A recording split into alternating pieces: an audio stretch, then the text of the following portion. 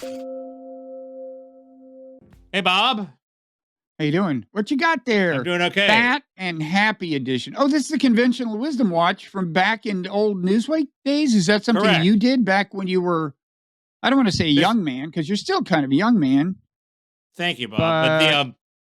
But this is a feature in Newsweek that John Alter and I came up with, and the premise of it was the conventional wisdom is in the press is sort of goes in cycles, and the cycles are sort of they're self-generating in that the press gets sick of saying Carter is focusing too much on Iran, and then so that a bunch of people will write op-ed saying he's not focusing. He's focusing too much on Iran, and then in 2 weeks they'll say no, he's not focusing on Iran enough, and it's sort of free of press bias. Okay, it's sort of an internally. Reporters get sick of writing the same thing over and over again. They want to say something new, so the cycle moves to saying the opposite of what the previous cycle said, and that worked in Newsweek in the '90s, and it sort of worked up until Trump, when the press shifted to monomaniacally trashing Trump, trashing Trump, trashing Trump, trashing Trump, and never changing. And the big question is, has it now shifted back into the old mode? And there's a test of it right now that Mark Halpin has pointed out, but it's obvious, which is the press all of a sudden started trashing DeSantis.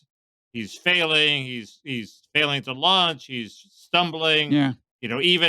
Even ordinary things like his jibe at Trump for paying off a porn star. This was considered clumsy and awful, even though it was perfectly good. It was passive aggressive. He didn't anyway. We had this argument. Okay, but you're right. No, and can I just pause and say that, not to say that I'm more ahead of the curve than you, but I think I've been consistently ahead of the curve on the DeSantis' floundering thing. But go ahead, continue. But the question is now, will it change back to DeSantis on the rebound? And there's some signs that DeSantis had a little bit of good news in terms of his reception at events, and some polls gave vague hopes. What? And people are starting to write that column. What, people showed up? What happened at the events? Well, I just on my phone, I just got DeSantis gets warm reception. I don't know where he got warm reception. I feel the momentum. Okay. Okay. Well, Henry Olsen and various people have tried to write this DeSantis comeback column. It hasn't been very convincing, but there will be probably more straws to build this house from. And will it happen, or will the press relentlessly focus on promoting Trump over DeSantis? Keep in mind, promoting Trump over DeSantis is a reflection of liberal bias, because the Democrats want Trump to be the nominee so they can beat him. I mean, they're actually, they've tried that trick before. Right. I think your LinkedIn friend, Reid Hoffman, has tried that trick before, and so promoting Trump at this stage in the nomination fight is what if the press were monolithically Democratic and pursuing a Democratic agenda, they would do, and they will not give DeSantis breathing room for a comeback. I predict that will prevail. I think we're still operating under Trump rules, and the press will do anything to stop Trump. And the press is now sort of forthrightly Democratic. They'll do anything to stop the Republicans in Congress. So I think. Well, go ahead. No, so this is the test. Will there be a DeSantis comeback? Are we operating under the old conventional wisdom cycle rules, or are we operating on the Trump rules? I think you should consider the possibility that this isn't entirely a creation of the media to begin with, and he's actually a bad candidate. And I don't know myself. I don't pay attention to these things, but I was listening to the highly regarded DMZ podcast this week with Bill Scher and Matt Lewis. And Bill Scher says DeSantis shouldn't even run. Which reminds me of the latest instance of my ahead of the curveism. Last week, I told you Bill had made this argument. You hadn't even heard it. Not surprisingly, since he hadn't even written it up. That's how ahead of the curve I am. He writes it up, then Ross Douthat writes a column citing Bill, and then this becomes like a whole thing. And of course, the people could have heard it here first. Yeah. Or even earlier on the DMZ podcast. But I digress. Here's what I want to say.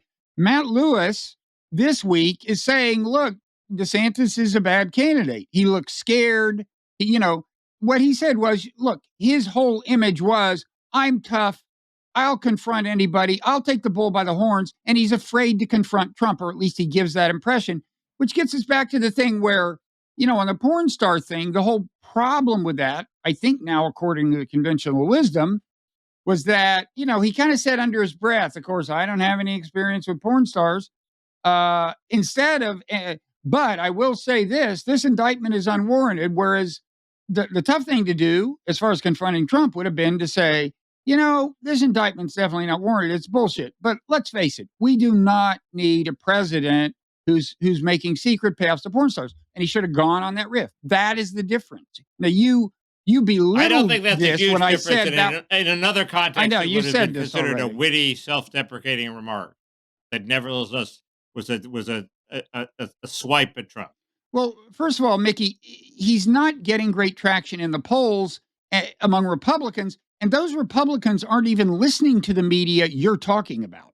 Okay. They're cocooned in their own, whatever, Fox News, whatever. So I think that you got to face Trump the fact. It's not whatever he's doing is not working. He's attacked DeSantis. DeSantis hasn't responded, and Trump has gained in the polls. Okay. Exactly. DeSantis hasn't responded. That has happened. Right. But, the polls still show that DeSantis beats Biden and Trump does not. So that's a powerful argument. Let's let the campaign happen. Let's let DeSantis declare. He's probably going to move it up. He's going to go on the attack. Let's see if he's a wimp. I don't think he's a wimp. I think he's basically a baseball coach. That's my attitude toward him. And you don't give up in the fourth inning, which is what this isn't even the second inning practically. The other thing that occurred to me while listening to the highly regarded DMZ podcast today was they talked about Chris Christie, and seems to be like maybe your dream scenario should be, Christie's making noises about getting in, and he went to New Hampshire and I guess did well or something.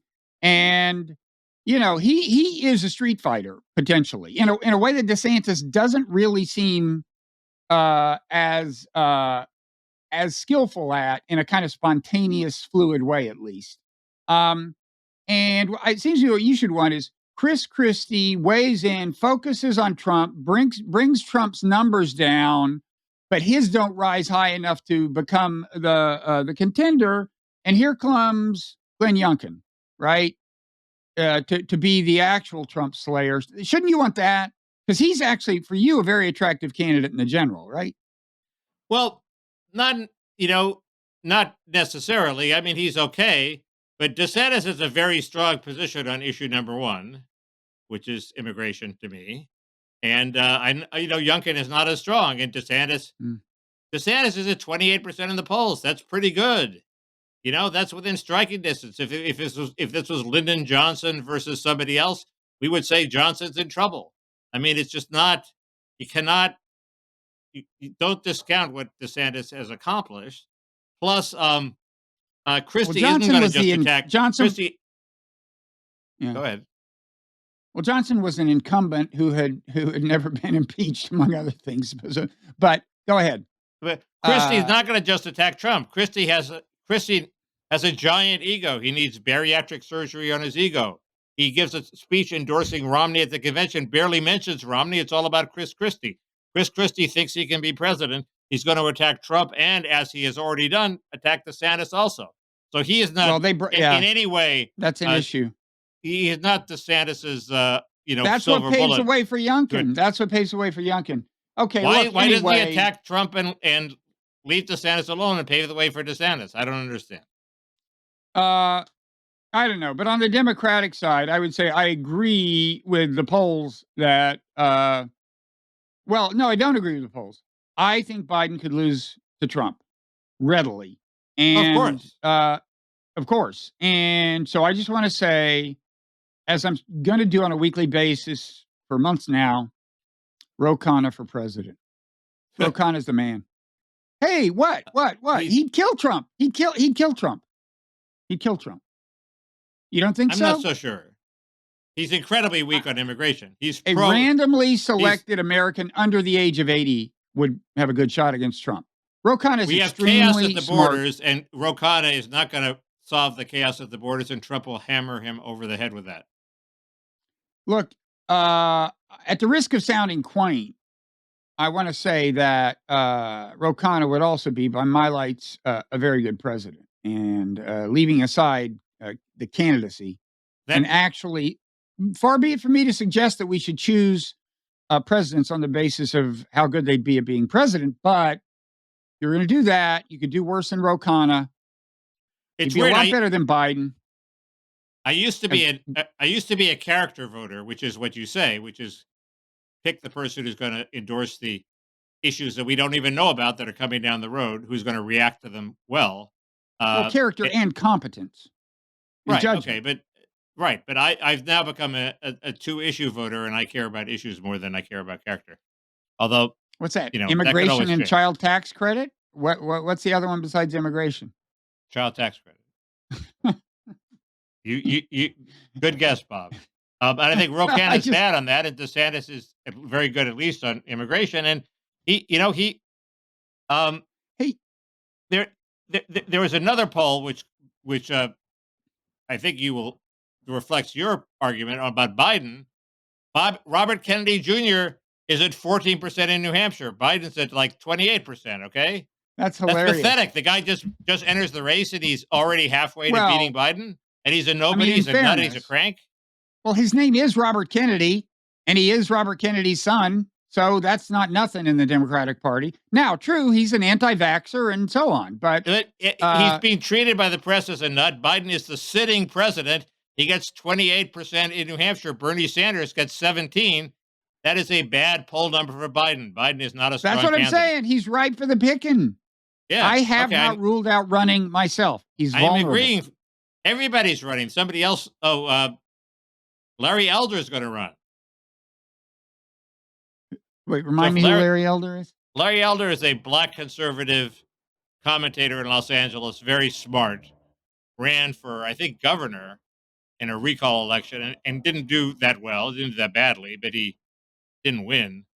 Uh, so, losing governorship of California is the stepping stone to the presidency, as Richard Nixon showed. So he's Uh-huh. following Nixon's footsteps. I like him, but he's not going to be president.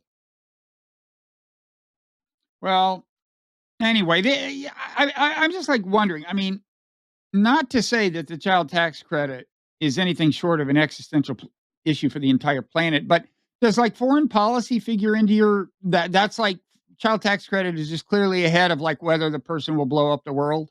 No, if somebody was a gung ho neocon who wanted to start Iraq War 2, sure, of course.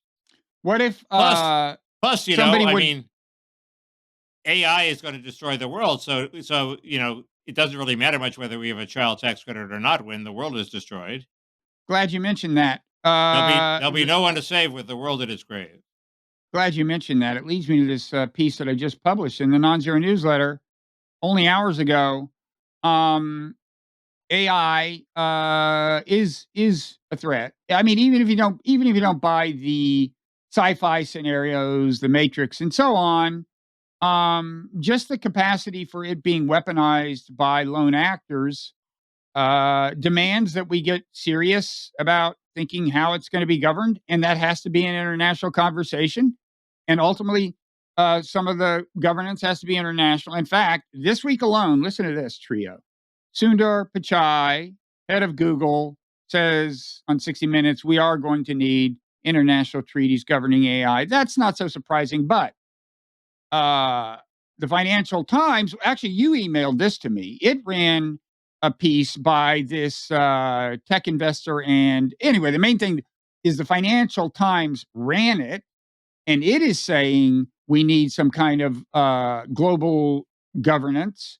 And also The Economist, which is also not known for supporting whole new global regulatory schemes, ran a piece saying that we need something that you might compare to the International Atomic Agency, Energy Agency. So, and what I said in this piece is they're all right.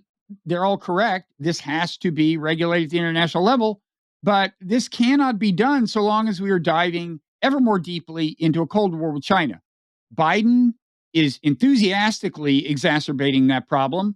Trump would too. Trump started it. Biden has not backed off at all. Biden is, if anything, stepped on the accelerator in terms of bringing us into Cold War II. But both Trump and Biden are dangerous, Well, Trump for this reason. Trump goes back and forth. He in a sort of amateurish fashion. When he needs to suck up to China, he'll spend 2 weeks saying nice things about Xi, and then and Biden doesn't do that. But No, it that's doesn't true. detract from your general point. It's just they have different styles. Yeah, but Trump's base is now very anti-China. He helped make it that way. Well, you can be anti-China and still want to stop AI from destroying the world and recognize that's a higher need. Of course, right? but my point is you can't make meaningful progress on that goal if you continue to have bad relations with China. And I mean, I don't think people appreciate how bad it is. The Economist also ran a largely good piece about how bad relations are getting and doing a good job of presenting things from China's point of view. It didn't allocate any more blame to the U.S. than to China. But, I mean, like this chip war is like, New York Times ran a piece this week like, China not responding to overtures to restart the conversation. Well, duh, we have declared economic warfare on them from their point Why of is the view. test of fairness whether it allocates blame evenly? Maybe one party is more to the blame than the other. Well, I think the common failing of Western and certainly U.S. media is to give short shrift to the blame that is due to the U.S. government in these things. And my own view is that the blame is about equal in this case. And to read, say the New York Times, you'd think that no, it's always the U.S. is never at fault. The U.S. played no role in the deterioration of relations with Russia over the last quarter century, and so on. Well, I think you're right that the conventional wisdom, another example of the conventional wisdom congealing is now we need international regulation of AI. Is dangerous. The main villain in this seems to be Larry Page of Google, who Elon Musk said wants to be God and has not signed on to this international, push for international Wait, the controls. CEO of Google just endorsed an international, just said we're going to need international treaties of Google. I mean, OpenAI is the bigger player here. Yeah, okay, not Larry Page Google. is at Google and he hasn't signed on. So, well, has he signed off? Has he said we can't have international regulation? Good point. Well, I think there was something to that, but I'm not sure. Anyway, forget that. It's everybody wants it. The question is, will it be enough? Can you do it? And that very good Financial Times article you cited suggested that one model would be the protocol for gain of function research into viruses, and that's not really confidence inspiring, at the moment. No, that was the weird thing that I think was flat out wrong in that piece. He said gain of function research is subject to tight international regulation. It's not. I don't know what he's talking about. I mean, maybe I'm completely wrong, but I'm pretty sure that was flat out wrong. I mean, maybe he's not a talking biologist. The controls we want to have on gain of function research. This guy is a tech investor with a history of AI research. No, he said, I read it two or three times. Okay. He just I think got it wrong. No, gain of function is not an inspiring precedent. Yeah. Okay. But yeah, I mean, and plus, if somebody in their garage can start to, figure out how to produce a biovirus, it just seems futile almost. But you have to try. Well, I wouldn't say that. There are definitely things. Again, it has to be an international agreement, and that's the other reason. Look, even before AI burst on the scene a few months ago in a new way, I was saying, Biden didn't have his eye on the ball. He's getting us into a new Cold War when what we need is the exact opposite. We've got problems that are, if not truly, literally existential for the planet. They're close to that. And the big one that gets not enough attention is the biotech. And you'd think after Wuhan, they'd get the picture.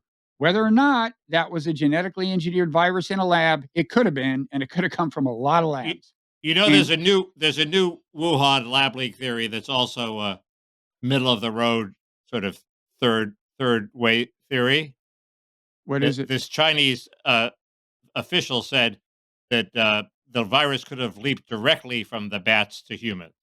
So you didn't need an animal intermediary, which would explain why we can't find one if it can jump directly. So they had a bunch of bats in Wuhan and they infected the lab workers, and the lab workers went and spread it around.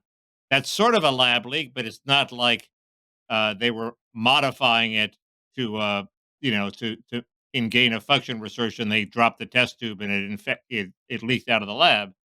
So it's slightly less inculpatory. But Yeah. if it's really true, you can make the leap directly. That would be an interesting new wrinkle. Yeah, there was a deep dive in the Washington Post that I think we summarized in the previous Friday's Nonzero newsletter. In any event, they went into the whole infrastructure of like tracking down viruses to study them, and they put a lot of emphasis on the dangers posed by in this relatively straightforward way of just researchers getting infected by naturally occurring viruses. The whole system is kind of woefully underregulated. Um, But so it yeah, would point to the Wuhan lab because the bats in question don't exist around Wuhan. They were brought to the Wuhan lab. right. So Uh, that would be the case for incompetence, at least. Um, so what else is going on in the world? uh, no, I thought, anyway. Oh, why don't we? You know the movie 12 Monkeys by directed by one of the Monty Python people. It's about this. Okay, I think we should watch it. It is it? I think I've it never might be seen it. early prescient. It's about biohazards. It's about a guy who has 12 vials of biohazards, and he's on a plane. He's flying around the world, like dropping them in major cities. Okay, that's Not sure. the Not sure basic. I can sell my wife. Not sure I can sell my wife on this one. We can discuss this in the Parrot room. You also had a good TV series I think it nominee has for Brad next Pitt in watch. it. Does your wife go for Brad Pitt? I like to think not. Yeah. In any event, I wouldn't want to observe that. I wouldn't want to observe her falling for Brad Pitt. Well, he Maybe definitely she can watch overacts. it alone and discuss it with you. What? He definitely overacts. Okay, we'll talk about it in the parent room. Um, Uh, let's see. There's a little. Look, it's time I paid a rare compliment to Elon Musk. After which I will give him a much more something I more commonly give him an insult. But I had said several times, I think, I predict that Elon Musk will not have the courage, was the term I used, to take the blue checks away from all of these elites whom Twitter depends on for, attracting the masses. And he seems to have taken them away, right? isn't it great? Now we know what social equality looks like, Bob. I know it's the lords and peasants system has been overthrown by a Co- billionaire. Communism is great. I love it. However, it has a downside, and that is that this particular revolutionary is still doing this petty shit with Substack links, so far as I can tell. I mean, he's not. You can put them in your tweet, but they will not summon, the social media image that automatically comes up. With like the Right. Washington Post, New York Times, whatever. You put Right. in the link for the piece, you get a picture, a headline. You don't get that for Substack. You just get a little dinky ass tweet with a URL in it, Huh. and that's so fucking petty. It is petty. On the other hand, and I'm definitely for Substack in this war, but if two things, if you go to Substack notes, which I did, Mm-hmm. because I'll Mm-hmm. do anything for this podcast, Bob. Uh, I Okay. It is directly an attack on Twitter. I mean, it's aimed It's at pretty Twitter. different. It's pretty different from Twitter. I'm sure they wouldn't mind if it became the new Twitter. I don't think it's not. It is not a Twitter clone in terms of the way it works. Okay. It looks like Wait. it. Mastodon is closer to being a Twitter clone in the way Okay. it works. The other thing is it's boring. It's like Matt Iglesias giving you his third rate thoughts, his third tier thought, not their third rate, but giving his like least exciting thoughts to Substack notes. His most exciting thoughts go into his newsletter. His second most exciting go into his Twitter. It's just not. People are on their best behavior. That's terrible. I don't want people to be on their Does best behavior. I want them to be assholes and go at each other. Well, Twitter's a place for you if you want assholes. Um, the I want them to but I will reveal say their true natures. Let's put it that way. I will say because Substack Notes is not a Twitter clone, learning how to navigate it to get what you want is it takes some time, and I'm not sure I'm even there yet, but I'm starting to kind of get into it. In any event, I mean, Twitter seems so dead that I get as much action just about on Substack Notes, even though it has a much smaller population of people there. And so I don't. Does Twitter seem dead to you? No, probably not, because people in your ideological ecosystem are still on Twitter. In fact, they're going to pay for the blue checks, right? So everybody with a blue check is going to agree with you on everything. Twitter does not seem dead to me. It seems basically the same as ever. And I've just recently gotten attention from various big shots that that it is hardening. It shows I'm still read by the 300 people I want to be read by. So I think Twitter is still very much alive. Well, for people of your ideological persuasion, I think, and I think. I mean, Maggie Haberman lost her blue check. She's still there. She hasn't gone away. That's my test.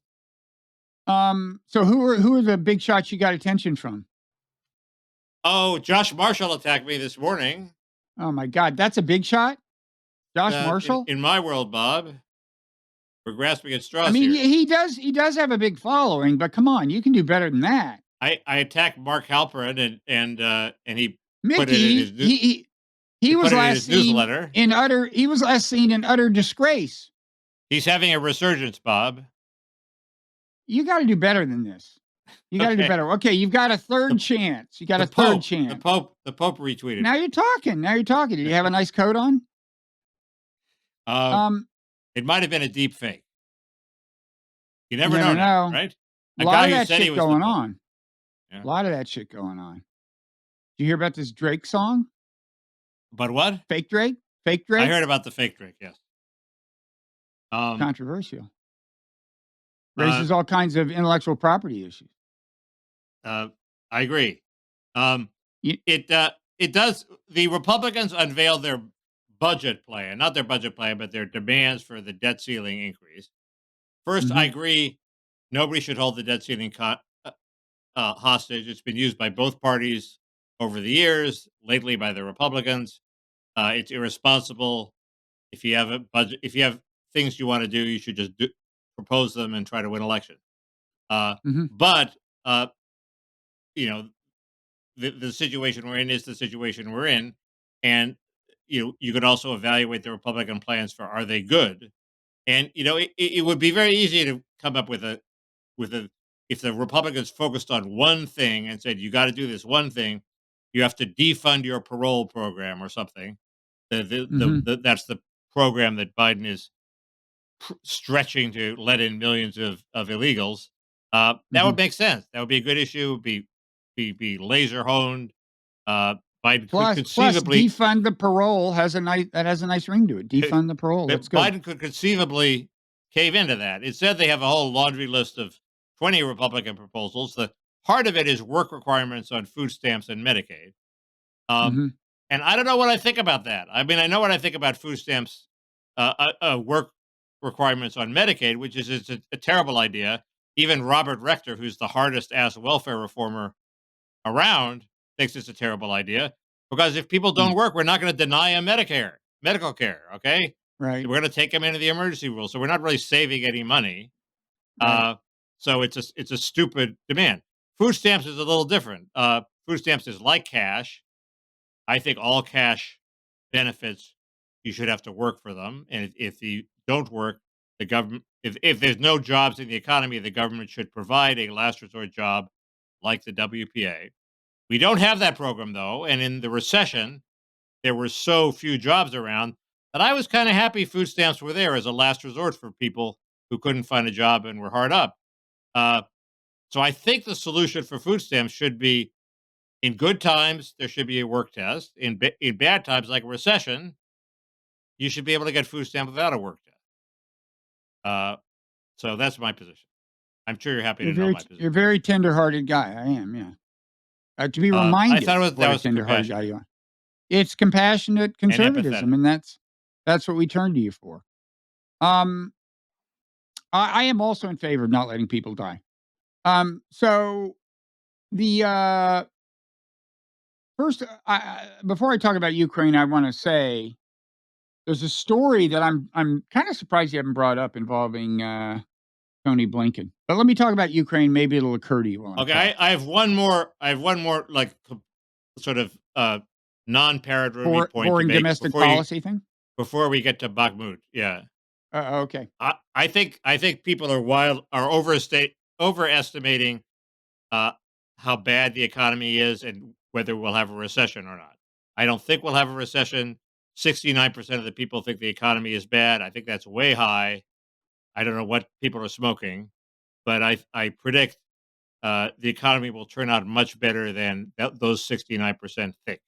And I guess that's good for Biden. But I just I I don't admire your confidence. I I admire believe your in anecdotal evidence. I look around, not just in the rich areas of town. I do not see signs of an imminent recession. yeah. I'm not saying Um. people will wh- get richer. I'm saying there's not going to be a recession. so where do you look and not see signs of a recession other than the rich parts of town? You've been in Compton lately? Shopping malls. Shopping malls. I was hoping you wouldn't ask me Wow. that one, Bob. Um. I haven't Like been to Compton lately. the mall. Like on Rodeo Drive or where? Where are the malls? Yeah, Are there it's a malls? few blocks over, Bob. Okay. Um. But I've been to So. Redondo Beach. I've been to Yep. Torrance, former white working Yep. class area. Yep. Straight Restaurants out for of hopping in Compton. Torrance. So, let me a little quick Ukraine update. First of all, uh, our weekly Bakhmut update. Um, even the Institute for the Study of War, neocon propaganda outlet that is a source of information for the New York Times, Wall Street Journal, and Washington Post, which is not known for exaggerating Russian progress on the battlefield, says that Bakhmut is now like 88% of Bakhmut is under Russian control. So I guess it's slowly. I guess any day now. Um, I kind of think the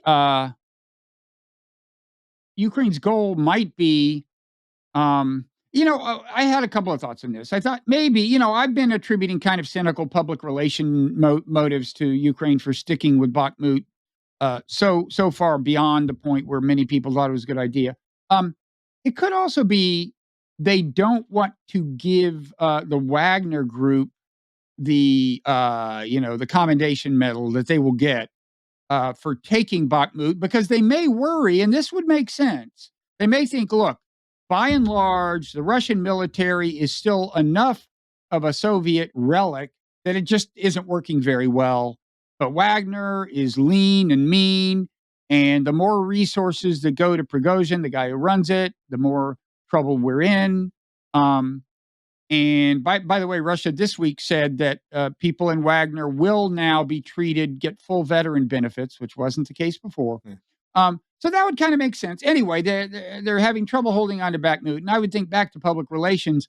One thing they might hope for is that they could hang on in Bakhmut long enough so that the loss of it is obscured by news about the Ukrainian offensive. But it's starting to look like they probably can't hang on that long unless that's There, going to start like next week.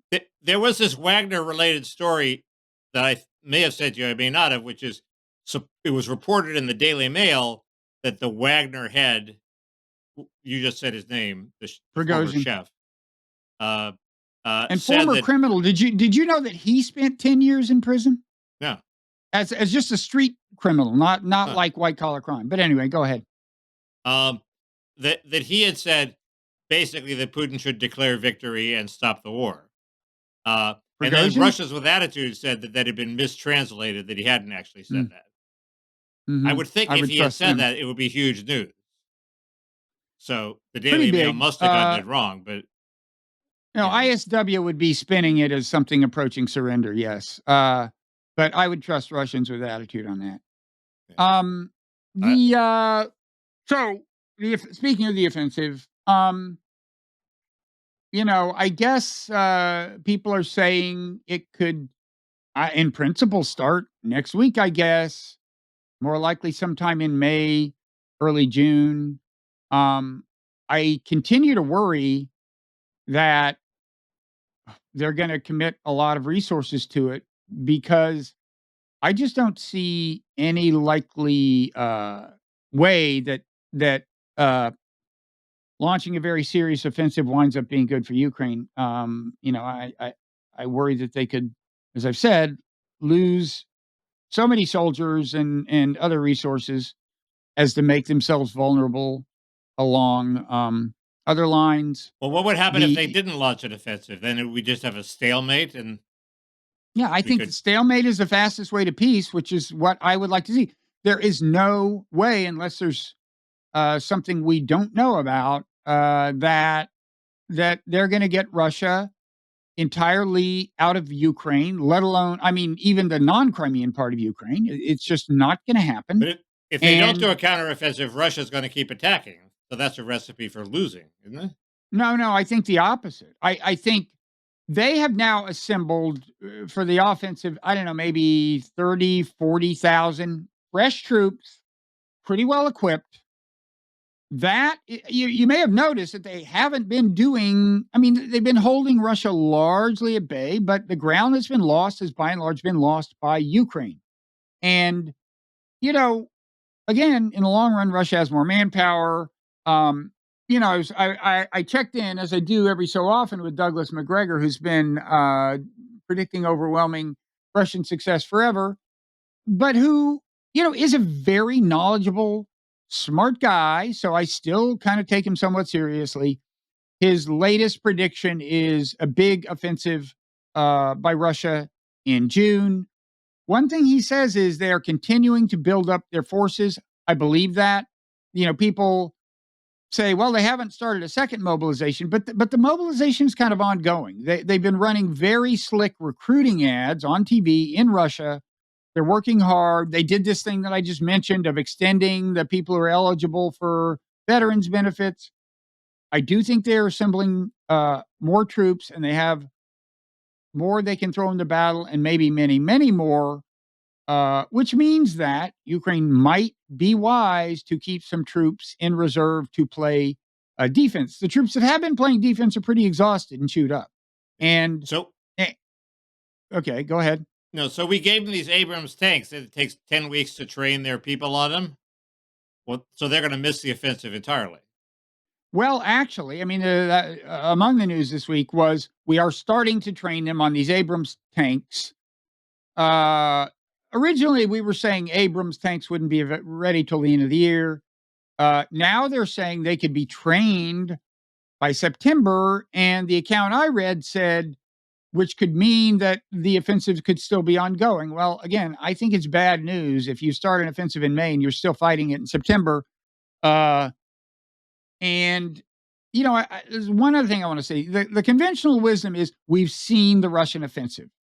The idea advanced, especially by Michael Kaufman, who is very smart and credible, is that when Putin switched military commanders, it was because he wanted his offensive now, and the guy he had in charge wanted to do rope-a-dope, as you called it, let Ukraine do their offensive. Kaufman thought that was actually a better plan, and it was stupid of Russia to do their offensive first. But again, according to McGregor, no, the big offensive is yet to come. We don't know, and the idea of throwing, Ukraine's fresh, good, well, they're not especially well trained or experienced, but they are fresh. They're fresh troops and equipment, on a large scale into this big offensive. The idea implicitly is that they don't have to worry about some coming big Russian counteroffensive that is driven by, fresh troops. Right. And I just wouldn't assume that. What I would, yeah. Isn't the obvious thing that's going to happen is they're going to want the text earlier, and the solution is going to be to secretly insert some American troops in each tank to show them how to do it, so that we will get more involved in the war. Oh, I don't think we're going to you put Americans in Ukrainian tanks in Ukraine in battle. Yes. No way. No way Okay. Biden would do that. I mean, Special he forces, has one thing he has Delta tried to Force. avoid is, I mean, there was this one thing that came out of those documents is we have, I don't know, 100 people in Ukraine, troops. But the argument, from the defenders of this, which sounds plausible, is that they're basically there to evacuate embassy personnel and other, American civilian personnel if necessary. That you'd have to have that many of them there. They're, I don't know. I don't see anything like that. Um, but and again, I just, if we're going to be sending them 31 Abrams tanks, it should be part of an overall strategy of bringing this war to an end. In my view, let me say the one way I think the offensive could work is if there's, in some sense, a secret weapon. I don't mean necessarily a weapon we don't know about, but either qualitatively or quantitatively weaponry that Russia doesn't know is those. So, for example, they got the 50-mile range HIMARS, and now they've authorized sending the 100-mile, and maybe some of those are there, but the official line is not the 150-mile missiles. And it could be that, although they, nominally we're not sending those, could be that the CIA is secretly, filling their stocks with them. Similarly, although everybody knows there are these satellite guided artillery shells, could be we're going to drop a ton of those on them before the offensive. Give them to Ukraine. The other thing is, there's this Israeli made suicide drone that was just wreckage of it was just spotted this week for the first time ever. There had been no confirmation it was there. So things like that, qualitatively new kinds of drones. What about a Yeah. distracting rebellion in the Donbass by the pro-Ukraine people? They've all left already. You mean insurgent things behind Russian Yeah, lines? just a rearguard guerrilla actions in the Donbass that tie down a bunch of Russian troops. I'm sure we'd like to do that. I don't know. They may have tricks up their sleeve. But I guess last thing I'd say is, I had said that the only reason I could see for Zelensky's continuing to plead for fighter jets is maybe he would like to, maybe that could be a way of drawing the U.S. more deeply into the war. I did hear a very smart, expert on all this kind of stuff say that one reason jets would be useful. He doesn't recommend the F-16 or any American jet. He says it's the Swedish jets are best suited, all things considered. But what he said was a big problem that for Ukraine that everyone acknowledges and is reflected in those leaked documents is that they are running low on anti-aircraft stuff. And the anti-aircraft stuff not only fends off the missiles and drones, right now it's keeping the Russian Air Force at bay. So the Russian Air Force has not tried to venture much into, over the battle line. And what he said was, once you're running low on anti-aircraft stuff, having a dozen or so of these jets could give enough trouble to any Russian jets entering that would basically solve that problem. You shoot a few down, and that would be it. Which jets does he want? I missed that part.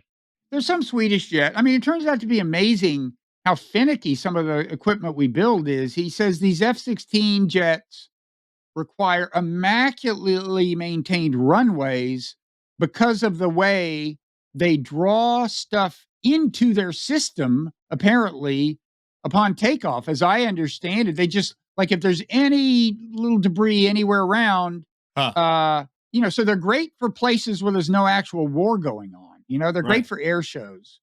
He also said they have somewhat fragile landing gear, but he said these Swedish jets are kind of ideal, and of course that's tied up with Sweden and NATO issue and so on.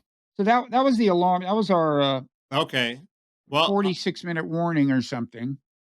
Well, I have all sorts of stuff for the Parrot room, I think. Okay. All I have There's always AI. There's BuzzFeed's uh, dissolution. Um, there's you didn't guess the. I'm surprised you didn't bring this up. I mean, let's just get this out here. Uh,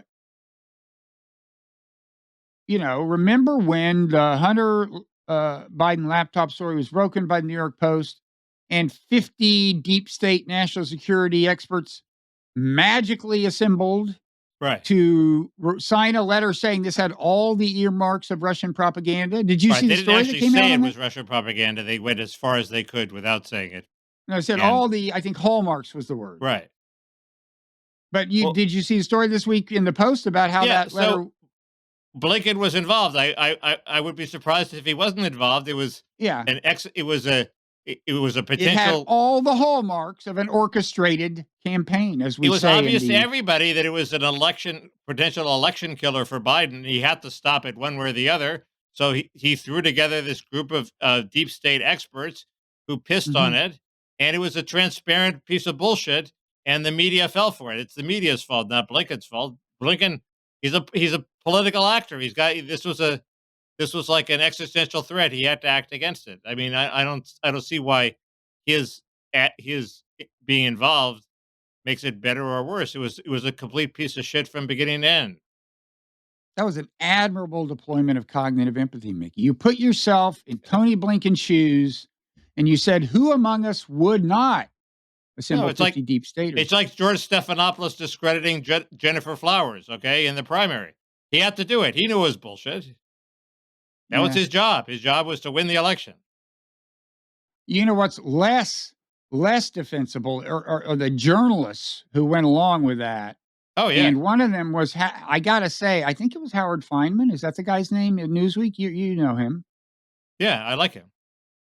I Yeah. didn't know I'm he. pretty sure I remember him saying, "Oh, it's always a lounge singer." Jennifer Flowers was a lounge singer, right? Oh, with the Flowers thing. Oh, I'm Yeah. not so sure. Some of my best friends pissed on Jennifer Flowers. I So think his Clinton had can't be too assiduously picky. courted the press. He had done a good job of wooing the press, and he got a lot of defenders. If I'm wrong, I apologize to Howard Feynman and journalists everywhere. I don't think I Uh, am. so anyway, there's some hunter detritus this week. Um, I have an AI point. I had a revelation. What was to me was a revelation about AI that you may not think is a revelation. Uh, I have you see, if they're all my topics, you're going to be bored by them. I have uh, how does there's a new Republican coalition forming. Does it have any hope of appealing to college educated people? That's the question. And I don't know what the answer is, but I have some ideas. There's Fetterman. You really think Fetterman's out of the woods? Huh. Tell me about it. I saw the videotape of his chairing some meeting. Okay, He you can got tell through us it. what you thought of it. He got through it. What? He You got got through through it? it. Yeah, it had the quality of doneness after It he was was done with it. confidence inspiring? Yeah, I signed up. I went to a It website and wasn't signed up, painful and to watch? uh, well, no, I felt no pain. What do you mean, physical pain? No, none. No, well, you think, "Oh, he's about to fuck up, he's about to fuck up, he's about to fuck up, this is awful, I'm on tenterhooks." But he And got even if through he it. even if he doesn't fuck up, it's still anxiety producing. I applaud his courage. Okay. Well, even though you've given away the game, still have something else to say about that. Um, uh, there's a huge immigration crisis brewing, Bob, in case you didn't know. Uh, I didn't know. and uh, a bunch of stuff about DeSantis and abortion. We haven't talked about abortion yet. That's true. Um, And you can tell me what movie to watch. yeah, I watched the movie. And I can talk to you about it. The Okay. great Soviet director, what's his name? Tarkovsky. Um, And so let me write that Famous down. for his slow-paced movies. As you know, I long for a slow-paced movie. Yeah, they are. That has virtues. That has virtues though. Because when you get to the end and you don't understand it, you want to fast forward through it, doesn't take long. You just cut out the parts where nobody's talking. It's about 10 minutes. That's how I feel about the movie Grand Prix, which I remembered as a terrible movie. And I bought the disc and I put it in, and it was just incredibly slow-paced, beautiful movie, like Mhm. with the loving shots of engines, polished engines going off, and of François Hardy, the most beautiful woman ever. And then I realized, no, that was the extra B-roll disc that I'd put in. It wasn't the actual movie. It was like the extra shots. And when I put in the actual movie, it was just as awful as I remembered it. So Uh, that's too bad. Tarkovsky's like the B-roll. Okay, I believe it. Um, And we can talk about, I don't know. I want to talk more about a little more about AI maybe, and I don't know. We'll see. okay, Um, so fireworks there then. Okay, there will be enough. There will be enough. okay. All right. So Mickey's bringing the How parrot on can you because be that more always gets excited? people to come. And folks, if you want more of that, actually, maybe that's not the best way to get them to Patreon.com/Parrot Room. Folks, if you don't want more of that, come to Patreon.com/Parrot Room because most of our conversation is not a talking bird. But we will see people there, and I will see you there, Mickey. Okay.